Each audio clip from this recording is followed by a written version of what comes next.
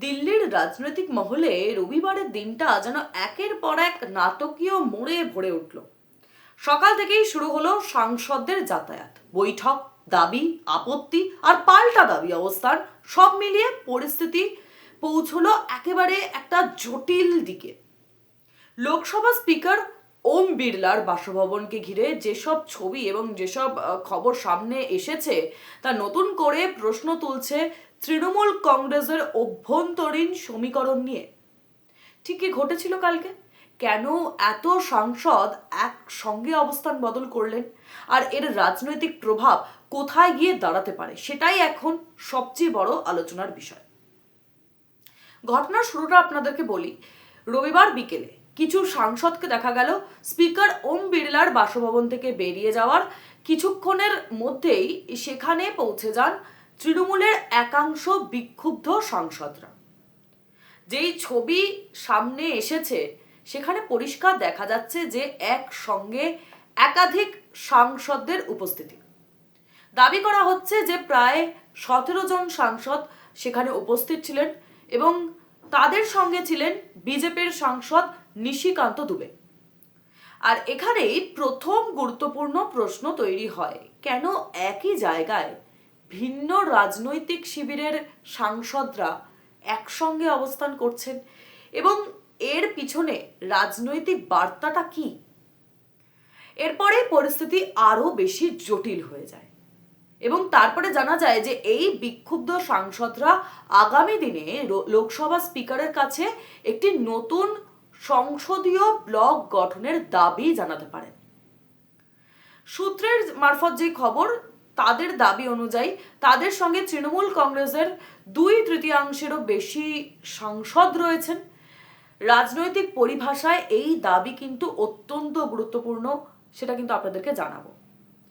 কারণ কোনো দলে বড় অংশ যদি একসঙ্গে অন্য কাঠামোয় যাওয়ার দাবি তোলে তাহলে কিন্তু সেটি দলীয় বিভাজনের আইনি এবং সাংবিধানিক প্রশ্নও তৈরি করতে পারে। ঘটনার আরেকটি দিক আপনাদেরকে জানাবো। তাহলে দিল্লিতে সকাল থেকেই একের পর এক সাংসদের উপস্থিতি দেখা গিয়েছিল গতকাল।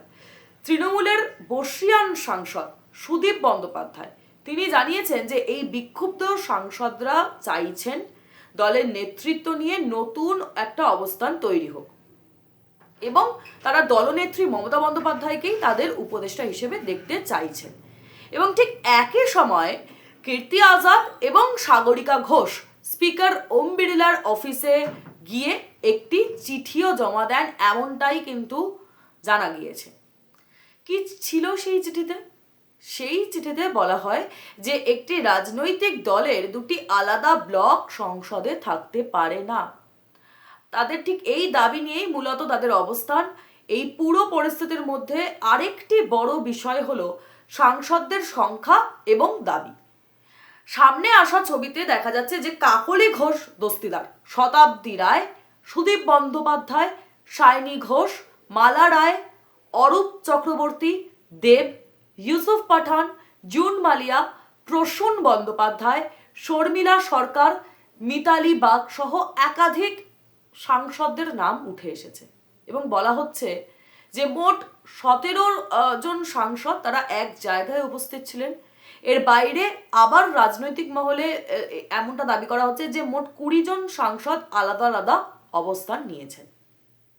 এখানে গুরুত্বপূর্ণ বিষয়টি হলো যে এই ধরনের পরিস্থিতিতে সংসদীয় গণিত অত্যন্ত বেশি গুরুত্বপূর্ণ হয়ে ওঠে।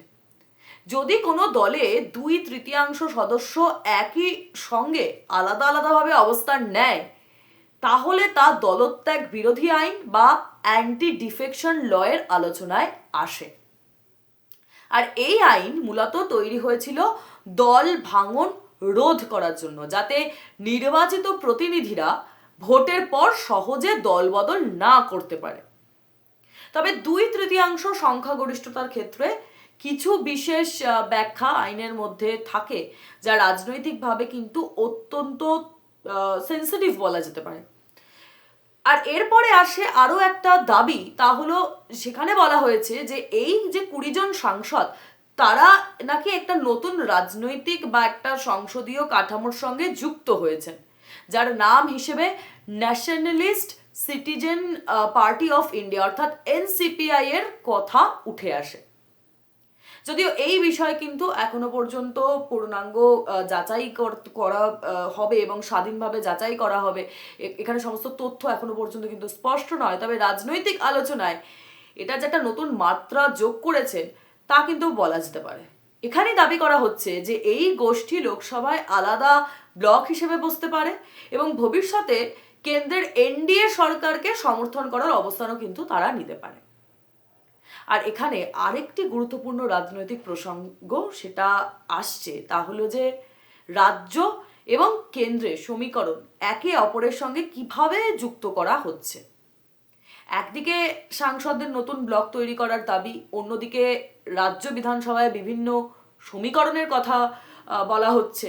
সেখানে আবার বলা হচ্ছে যে কিছু বিধায়ক বিভিন্ন অবস্থানে রয়েছেন এবং নিজেদেরকে আলাদা আলাদা রাজনৈতিক শক্তি হিসেবে দেখছেন।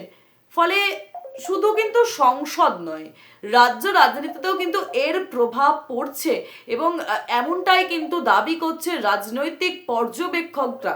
কারণ এখানে প্রশ্ন উঠছে যে এই পরিস্থিতি কি সত্যি কোনো বড় সাংগঠনিক ভাঙনের দিকে যাচ্ছে, কোনো বড় সাংগঠনিক ভাঙনের ইঙ্গিত দিচ্ছে, নাকি এটি কেবলই একটা অভ্যন্তরীণ একটা চাপ বা একটা দর কষাকষির রাজনৈতিক পর্ব চলছে। কারণ ভারতীয় রাজনীতিতে আমরা দেখেছি যে অতীতেও এমন অনেক পরিস্থিতি কিন্তু তৈরি হয়েছে যেখানে শেষ পর্যন্ত পুরোপুরি কিন্তু ভাঙনের রূপ নেয়নি, পূর্ণাঙ্গ ভাঙনের রূপ কিন্তু নেয়নি। আবার কিছু ক্ষেত্রে দল বিভাজন ঘটেছে, সেগুলো আমরা দেখেছি। এই ক্ষেত্রে আরেকটি দিক হলো যে আইনি প্রক্রিয়া। যদি এই ধরনের দাবি আনুষ্ঠানিকভাবে লোকসভা স্পিকারের কাছে যায় তাহলে সেটি যাচাই বাছাই করে সিদ্ধান্ত নেওয়ার দাবিও কিন্তু স্পিকারের ওপরেই বর্তায়। সেই সিদ্ধান্তের উপরে নির্ভর করবে যে নতুন ব্লক স্বীকৃতি পাবে কি না, কিংবা কোনো সাংসদকে দলত্যাগ বিরোধী আইনের আওতায় পড়তে হবে কিনা, এইগুলো কিন্তু তখনই দেখা যাবে।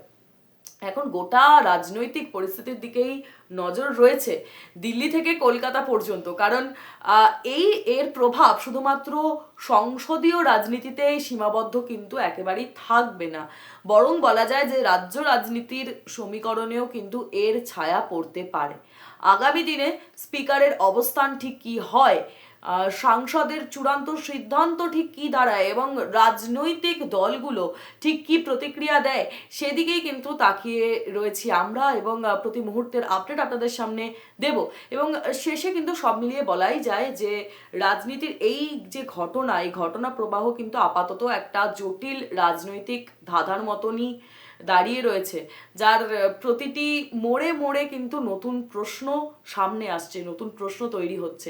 আর ঠিক সেই প্রশ্নগুলির উত্তরই কিন্তু ঠিক করবে যে আগামী দিনে রাজনৈতিক সমীকরণ ঠিক কি হতে চলেছে।